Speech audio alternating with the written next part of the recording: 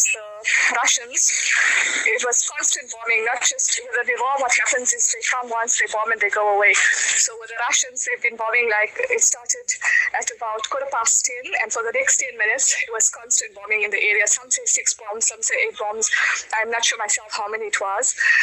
And as a result, the people turned off all the electric in our area. So, because if they see lights, then they assume that there's people there and they bomb in that area. The next day, people said it was hospitals that were bombed, masajid, and playground. And apparently, the casualties were like 50 people, more than 50 people dead, and over 250 people injured. And since then, it's just been constant bombing every day. Up until last night, about 10 o'clock, it stopped. Difference in the effect of a Russian bomb and a Iran bomb. With the regime, when they bomb, it's usually a much lighter damage, and it's also less, it's felt over a smaller radius. And with the Russians, we feel it like further.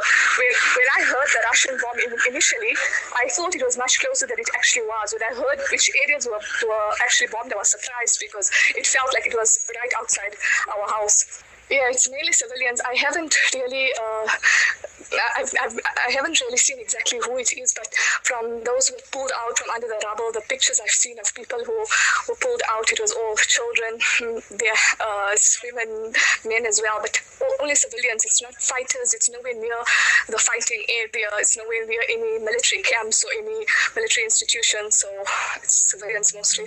The next day after that bombing, there was people in the streets packing their belongings into a car, going off for a while. People are hoping still, because the people I've met who've come to the area that I am in at the moment, they're all saying they'll wait for a week or two. They haven't taken all their belongings, they've taken the necessities, so they're hoping that it will die down and inshallah they'll be able to go back. Just a request for the Muslims, especially across the world, to please make dua for the people over here.